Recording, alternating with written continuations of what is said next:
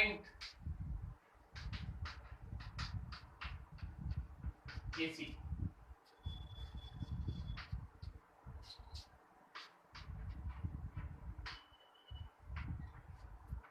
Current दो तरह का, एक कहलाता है कांस्टेंट करंट और एक होता है वेरिएबल करंट।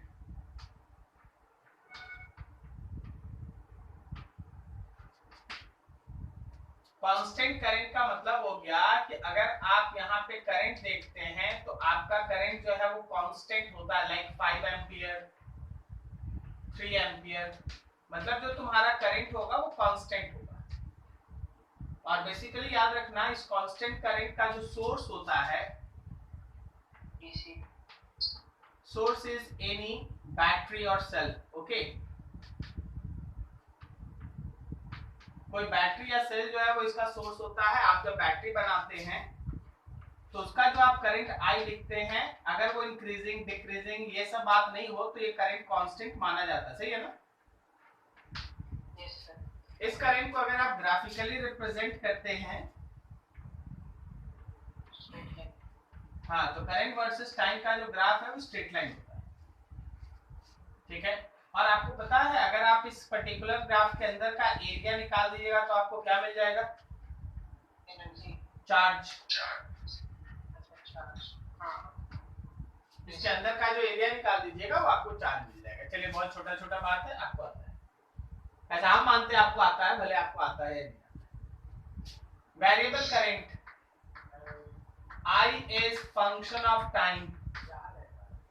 करंट जो है वो टाइम का फंक्शन होगा। करंट टाइम का फंक्शन होगा तो इसमें आप दो एग्जांपल निकाल सकते हैं। I is any function of time और I is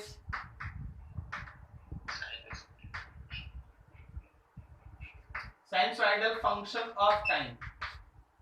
I is any function of time. Let तुम कोई भी चीज लिख दो, मान लो जैसे I is equals to I nought e पे पावर माइनस अल्फा t।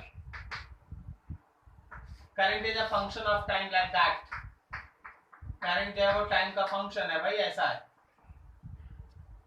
ठीक है, लेकिन जब आप सिनुसॉइडल फंक्शन लेते हैं then I will be equals to I nought sin omega t और I will be equals to I naught cos omega t and this is called AC। आप AC के बारे में पढ़ रहे हैं। तो अल्टरनेटिंग करंट क्या है? अल्टरनेटिंग करंट एक्चुअली करंट का एक वेरिएबल फॉर्म है। अल्टरनेटिंग करंट क्या है? तो वो करंट एक्चुअली करंट का एक वेरिएबल फॉर्म है जिसमें करंट रिस्ट्रिक्टेड टाइम का फंक्शन होना चाहिए, either in terms of sine और कॉस। कोई भी वेरिएबल करंट आप एसी नहीं कह सकते, but AC is also a variable current. कहने का मतलब ये है कि एसी का ये रिस्ट्रिक्शन है कि उसमें जो करंट होगा वो आइदर साइन और कॉस का टाइम का फंक्शन होगा। क्या आपको बात समझ में आई? ठीक है, तो आप अगर साइन या कॉस के बारे में बोलते हैं तो आपका जो ग्राफिकल एनालिसिस चलता है करंट वर्सेस टाइम का, this is for I equals to I nought sin omega t और अगर आप करंट वर्सेस टाइम लें like that then this is I equals to I nought cos omega t। I equals to I naught sin omega t, I equals to I naught cos omega t. This is called alternating current। Alternating current। तो अभी तक हम लोग पहुंच गए कि हाँ भाई AC का मतलब क्या है और वो है ना करंट के किस कैटेगरी को बिलोंग करता है। अब थोड़ा उसके बारे में कुछ नॉलेज देखो। जब आप कोई अल्टरनेटिंग करंट लिखते हैं, आप लिखते हैं I not sine omega T plus 5। ये जो आपको I नॉट दिख रहा है this is called current amplitude. ये करंट एम्पलीट्यूड है, करंट का मैक्सिमम वैल्यू। ये ओमेगा कहलाया एंगुलर फ्रीक्वेंसी। Angular frequency. आप इस ओमेगा में लिख सकते हैं 2πf और आप लिख सकते हैं 2π/t। जब आप इसमें f लिखते हैं तो this is called frequency of AC और ये टाइम पीरियड। वेट चलो बाहर गए थे बाहर। I nought sine omega T, ऐसा ओमेगा का मतलब हो गया angular frequency, omega equals to 2πf frequency of AC या 2π/t टेम्परेचर टाइम पीरियड। अब देखो ये फाई क्या है, this is obviously phase constant. Okay, ये फेज का कांस्टेंट है या आप इसको है ना फेज डिफरेंस भी कहते हैं। जब आप दो एसी का कंपैरिजन करते हैं तो वो फेज का डिफरेंस होता है, अदरवाइज आप उसको फेज कांस्टेंट कहते हैं। ठीक है, अब देखिए इसको ध्यान से समझिए। आप जैसे एसी अल्टरनेटिंग करंट को लिखते हैं उसी तरह अल्टरनेटिंग वोल्टेज भी होता है। Alternating voltage and that particular voltage is written as V naught sin या cos omega t plus phi, and same concept V naught is the amplitude, V naught is amplitude of alternating voltage, V naught हम लोगों का alternating voltage का amplitude. ठीक है, तो या तो ये साइन का फंक्शन होगा या कॉस का। वहां पे जो फाई लगा उस फाई को समझो, फाई अगर 0 है 180 है तो साइन है, अगर वो π/2 है या 3π/2 है तो वो कॉस है। समझे? तो इस तरह से इक्वेशन चलता है। तो नोट करो याद है फटाफट, फिर आगे बढ़ते हैं।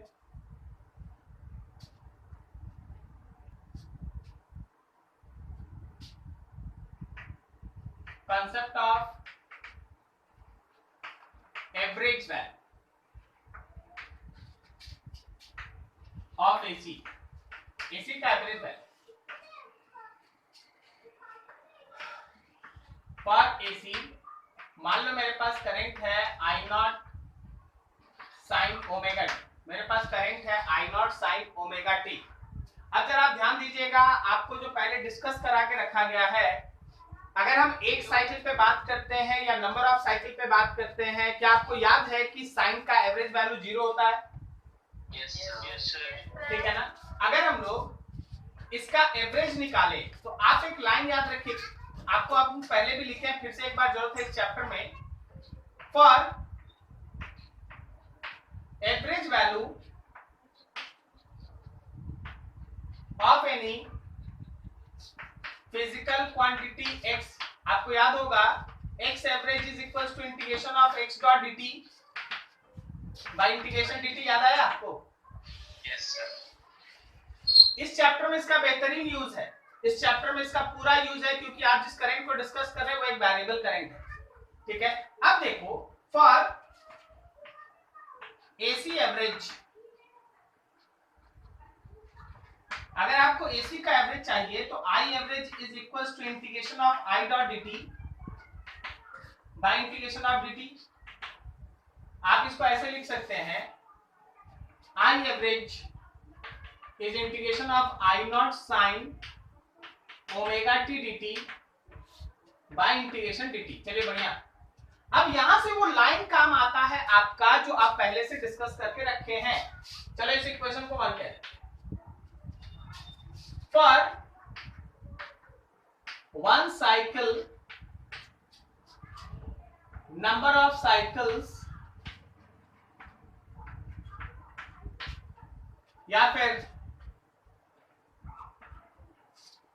लॉन्ग टाइम पीरियड, अगर आप एक साइकिल की बात करें, आप नंबर ऑफ साइकिल्स का बात करें, या आप लॉन्ग टाइम पीरियड का बात करें, आप एक साइकिल का बात करें, आप नंबर ऑफ साइकिल्स का बात करें, या आप लॉन्ग टाइम पीरियड का बात करें, हमेशा ध्यान रखना कि आप जब इस आई एवरेज को कैलकुलेट करेंगे तो आई नॉट बाहर, integration of sine omega T dt 0 से लेके nt तक, nt समझे? Yes, sir. Integral multiple of time, और नीचे भी इंटीग्रेशन हो गया dt का 0 से लेके nt तक। and that value will be equals to 0. You know that why? Yes sir. ऊपर वाला क्योंकि ये वाला जो टर्म है उसका इंटीग्रेशन कितना होता है 0. रीजन यहाँ पे ऐसे लिख लो, integration of sine omega t d t 0 से लेके nt तक विल बी इक्वल्स टू 0. तो चलिए अगर ये नंबर ऑफ साइकिल्स पे 0 आ जा रहा है तो आखिर हम लोग इसका एवरेज निकालेंगे फिर कैसे? तो देख भाई होता क्या है कि अगर आप इसका एवरेज वैल्यू निकालना चाहते हैं तो आप हाफ साइकिल लेके इसका एवरेज का कैलकुलेशन कीजिए. हाफ साइकिल लेके आप एवरेज का कैलकुलेशन कीजिए. ठीक है. सो आपको since AC average equals to 0 for one cycle or number of cycles, so we have to find AC average for t/2 time only. हम लोग AC का एवरेज यानी t/2 टाइम के ऊपर निकालते हैं. कारण है कि उसका एवरेज वैल्यू वन साइकिल पे या नंबर ऑफ साइकिल पे या लॉन्ग टाइम पीरियड पे कितना आता है 0. समझ में आया सबको यहाँ तक? Yes sir. चलो फिर अब हम लोग हाफ साइकिल पे उसका काम करते हैं. नाउ अगर आप आई एवरेज निकालना चाहते हैं, आई नॉट बाहर रखिए, integration of sine omega t d t 0 से t/2 नीचे इंटीग्रेशन dt ना dt Yes sir. 0 से t/2. थोड़ा शॉर्टकट में काम करते समझना. आई नॉट साइन का इंटीग्रेशन बोलो माइनस कॉस ओमेगा टी और कुछ बाई ओमेगा 0 क्या t/2 बचेगा. Yes sir. So it is I naught omega नीचे multiplied with t/2 minus cos omega time की जगह t/2 minus minus plus cos 0. देखो देखो अच्छे से समझो. सही है. Yes sir. आई नॉट ओमेगा की जगह पे 2π/t फिर t/2 यहाँ माइनस कॉस ओमेगा की जगह पे 2π/t multiply with t/2 1 + 1.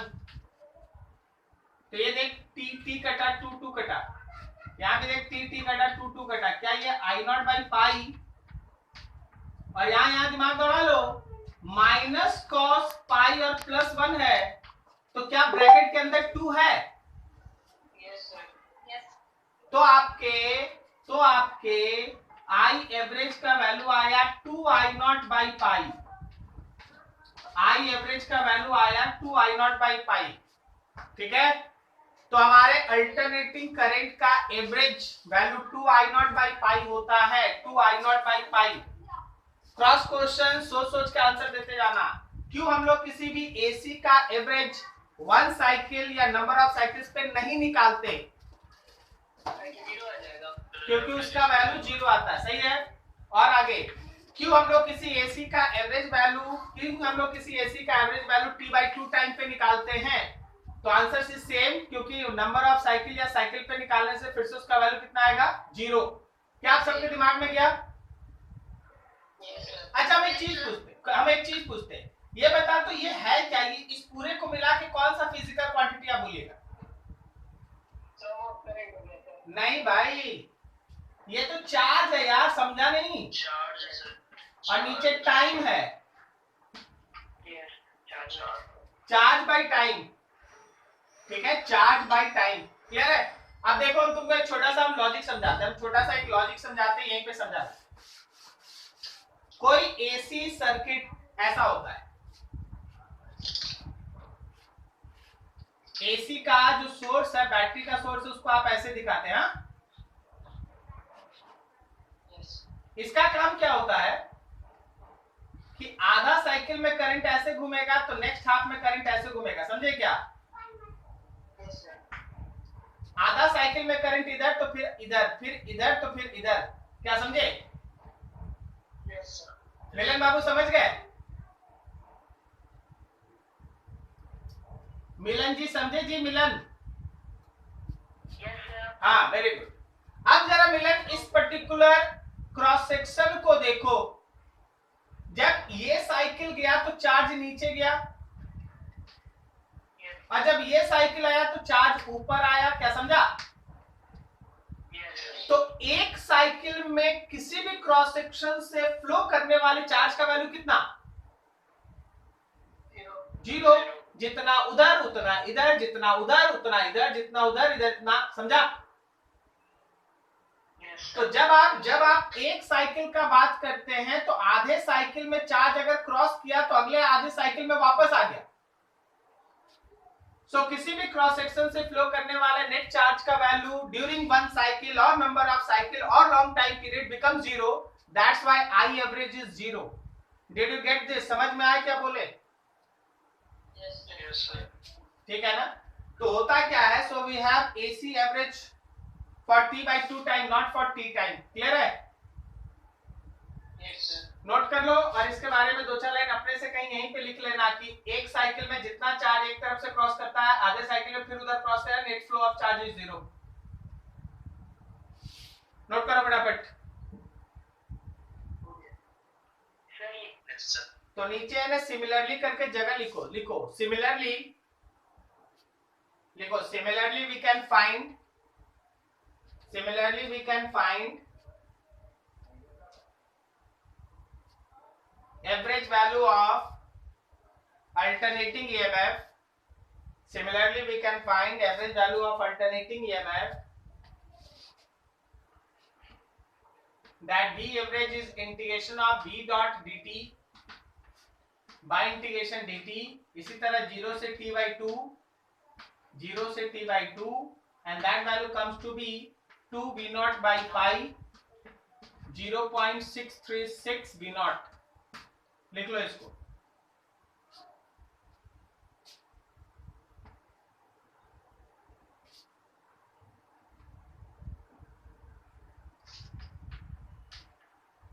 concept of RMS value of AC, root mean square value of AC.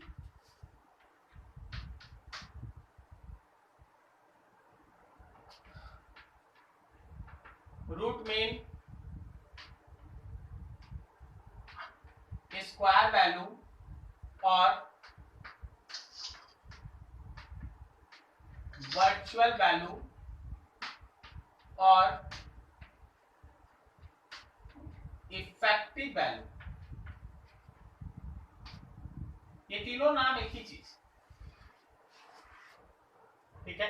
अगर कोई तुमसे बोल दे कि एसी का वर्चुअल वैल्यू निकालो, एसी का ट्रू वैल्यू निकालो, एसी का इफेक्टिव वैल्यू निकालो, एसी का आरएमएस वैल्यू निकालो, सबका मतलब एक ही। ठीक है?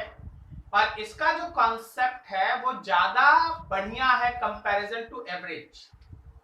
रूट मीन स्क्वायर वैल्यू किसी भी एसी का होता कैसे है या निकलता क्या, बात हम केवल एसी का नहीं कर रहे हैं, हम बात कर रहे हैं किसी भी वेरिएबल करंट का। कोई भी वेरिएबल करंट का अगर आपको एसी वैल्यू निकालना है, सॉरी उसका अगर आपको आरएमएस वैल्यू निकालना है, then you have a concept, simple concept. Heat produced by AC in time t, okay.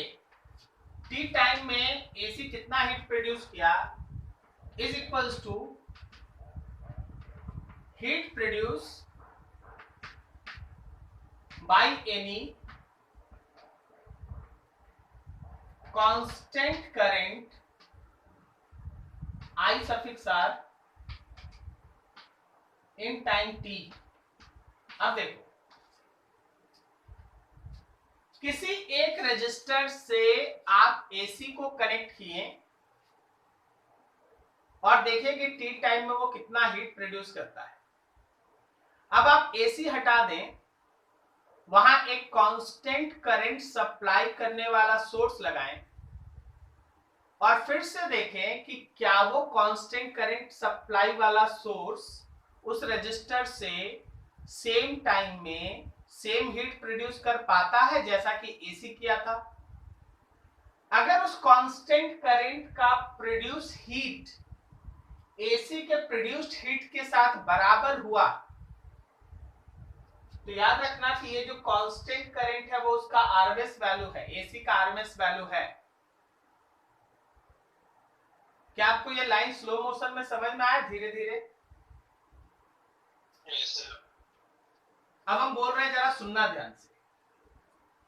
That constant current definition, that constant current which can produce same amount of heat through same resistor in same time as actual AC does is called RMS value of that AC। क्या समझ में आया ये line? Yes sir. Yes sir. फिर से एक बार, that constant current which produce same amount of heat through same resistor in same time as the actual AC does is called RMS value of AC। क्या आप समझे सब कोई? Yes sir. तो देखो भाई, एक रजिस्टर है और इससे आप AC को जोड़ दिए और आप टाइम दिए हैं T, और फिर आपका वही रजिस्टर है और इस बार आप एक कांस्टेंट सप्लायर को जोड़ दिए, ये कांस्टेंट करंट सप्लाई करता IR, और फिर से आप टाइम लिए T। यहाँ ये करंट सप्लाई करता है I0 sin ओमेगा t और I0 cos ओमेगा t, कोई भी फर्क नहीं पड़ता। तो अगर यहाँ का हीट H1 और यहाँ का हीट H2 बराबर हो गया तो जो ये आरएमएस जो ये IR दिख रहा है वो हमारे AC का आरएमएस होगा। किसी को ये बात समझने में प्रॉब्लम कि आरएमएस निकालते कैसे हैं? लिखो डेफिनेशन नीचे, लिखो that constant current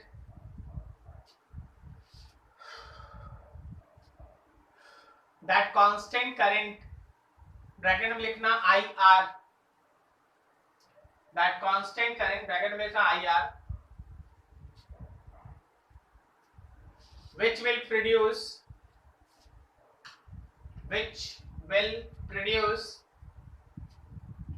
same amount of heat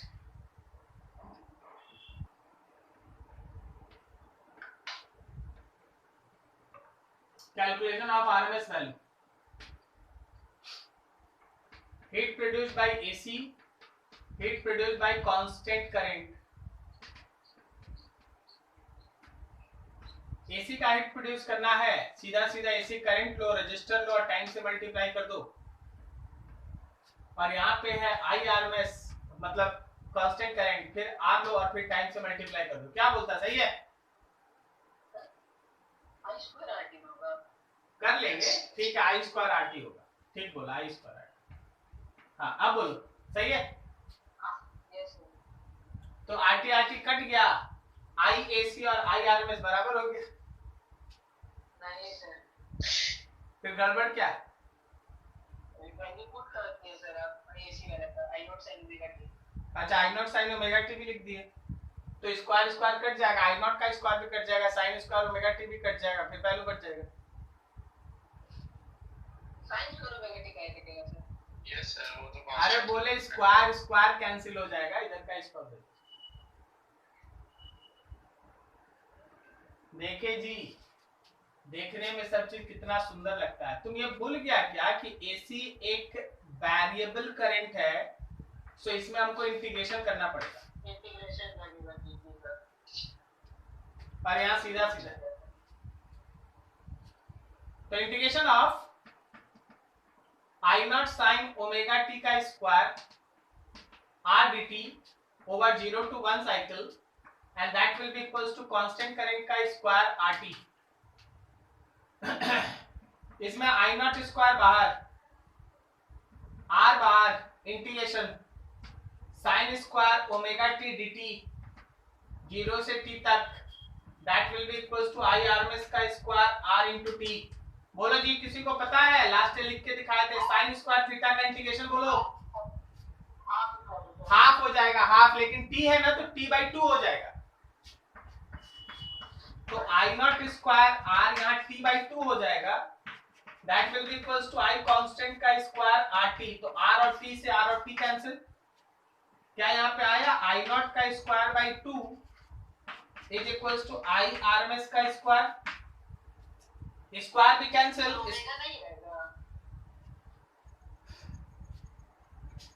integration पढ़ा है मैथमेटिक्स में? इंटीग्रेशन पढ़ा है मैथमेटिक्स में? कब पढ़ेगा? अभी बहुत दिन है, तो एप्लीकेशन ऑफ डेरिवेटिव चल रहा है. हाँ, तो अब से पूछो मत.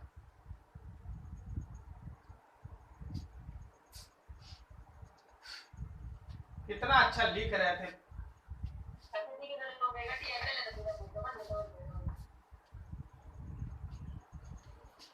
देखो भाई कैसे इंटीग्रेशन होगा. आई स्क्वायर आर, जब आप किसी भी साइन स्क्वायर का इंटीग्रेशन करते हैं ना तो आपको लिखना पड़ेगा 1 minus cos 2 omega T by 2 और साथ में dt. इधर वाला तो जैसे है वैसे लिख देते हैं. अब आप इसको पूरा है ना, पूरा का पूरा आप इसको दो पार्ट में डिवाइड कीजिए. आई नॉट स्क्वायर आर ब्रैकेट के अंदर सोचना 1/2 dt इंटीग्रेशन 0 से t तक minus cos 2 omega t by 2 dt 0 से लेके t तक. This is equals to I RMS का स्क्वायर R इंटू टी. अच्छा, ये वाला जीरो कर दे, ये वाला जीरो कर दे, किसको भी बना दे. जीरो हो जाएगा. ये वाला जीरो होगा ना? सबको समझ में आ रहा है ना? किसी को कुछ पूछना है तो बोलो, वो भी कर लेंगे. No sir, no sir. अब देखो नीचे लेफ्ट हैंड साइड में देखो, I nought square R 1/2 dt का इंटीग्रेशन t. राइट हैंड है ये जीरो, ये zero.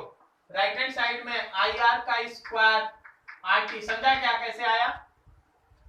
Yes sir. T R cancel.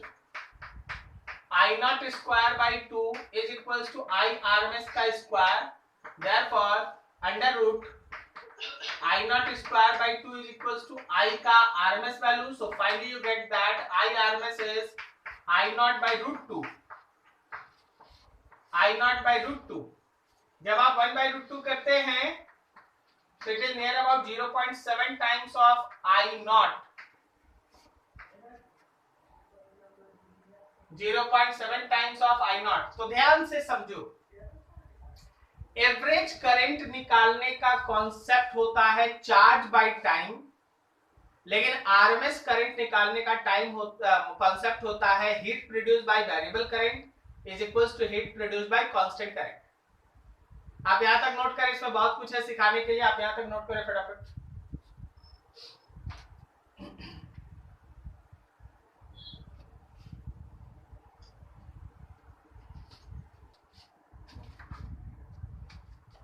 सबके लिए 3 to the power 4 root 7 sir.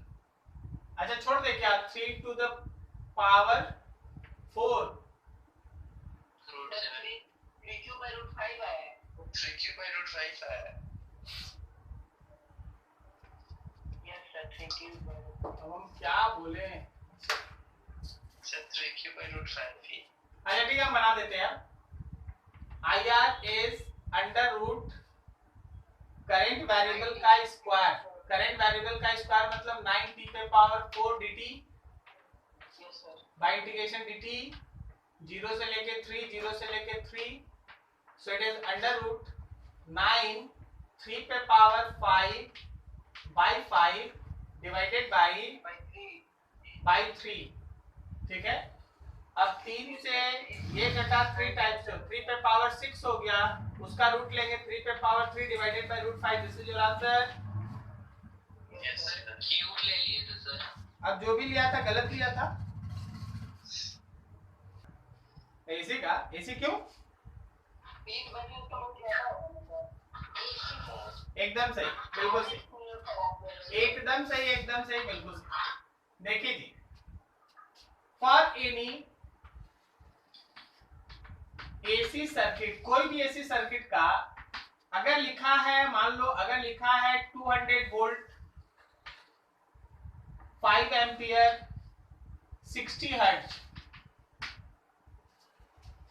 तो याद रखना कि ये 200 वोल्ट जो है वो उसका वी आरएमएस है, ये 5 एम्पियर जो है वो उसका आई आरएमएस है, और ये उसका फ्रीक्वेंसी है। ठीक है, एसी में जब कभी भी रेटिंग दिया रहे आप उसका वर्चुअल वैल्यू आरएमएस वैल्यू लेके चलेंगे, 200 वोल्ट आरएमएस। अच्छा, सो 200 volt AC means its maximum value V naught is VRMS का √2 टाइम्स 200 √2 का मतलब 1.414, so it is 282.8 volt. 200 volt AC का मतलब उसका वोल्टेज 282 के अप्रॉक्स पहुंच जाएगा, जबकि 200 वोल्ट डीसी का मतलब 200 वोल्ट ही होता है। 200 वोल्ट डीसी का मतलब 200 वोल्ट होता है, लेकिन 200 वोल्ट एसी का मतलब है कि उसका पीक वैल्यू 282.8 तक जाएगा।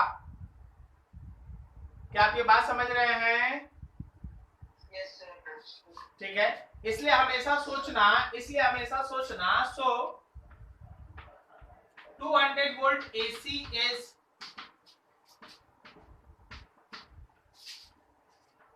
more dangerous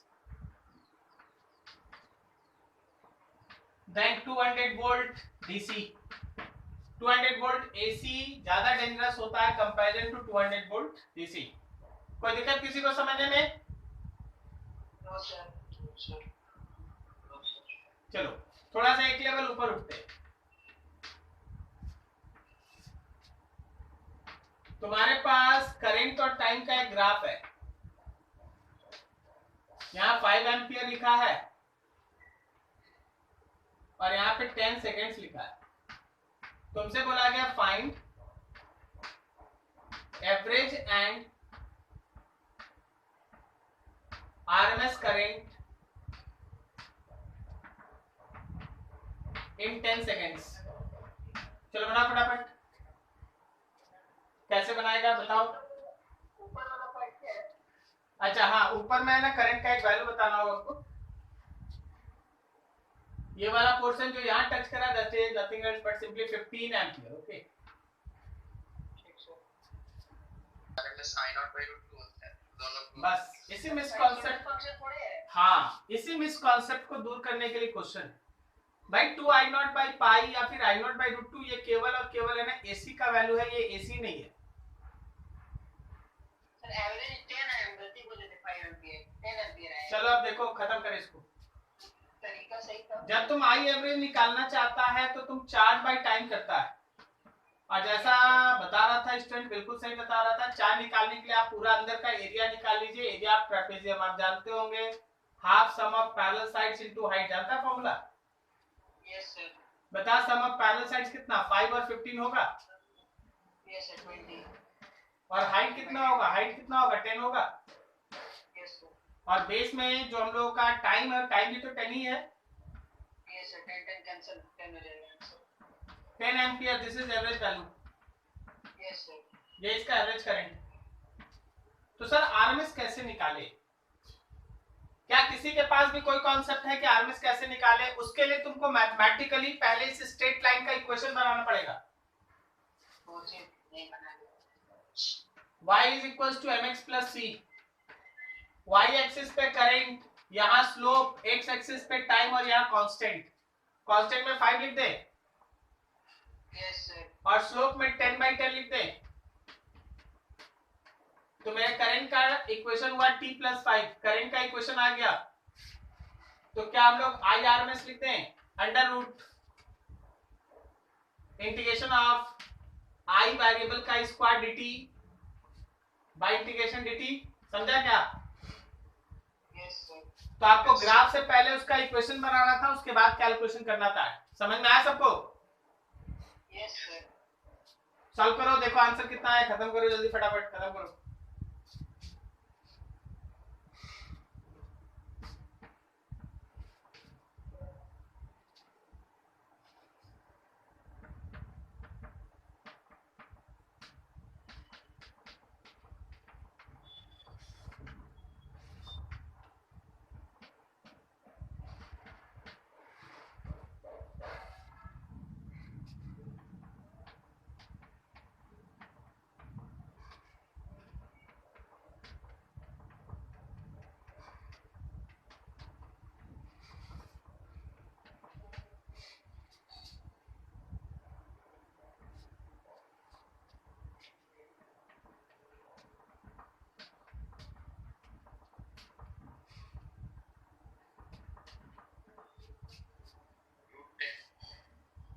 क्या बोला, √10?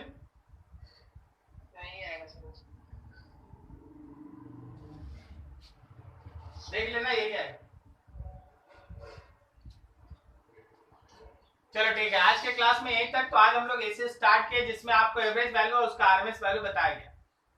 एसी का वैल्यू होता है एवरेज टू I0/पाई और आरएमएस होता है I0/√2। उसको आप किसी भी वेरिएबल करंट में मत लगा दीजिएगा, ओके? कोई भी नया वेरिएबल करंट रहेगा, you have a method to find the average और आरएमएस, सो यूज दैट। केवल एसी रहेगा, चाहे साइन का फंक्शन रहे, कॉस का फंक्शन रहे, या कोई और फाई लिखा रहे, फाई की जगह पे कोई एंगल लिखा रहे, लेकिन अगर वो साइन या कॉस है तो तुम डायरेक्टली लिख सकता है pi for average and I0/√2 for RMS. Clear है?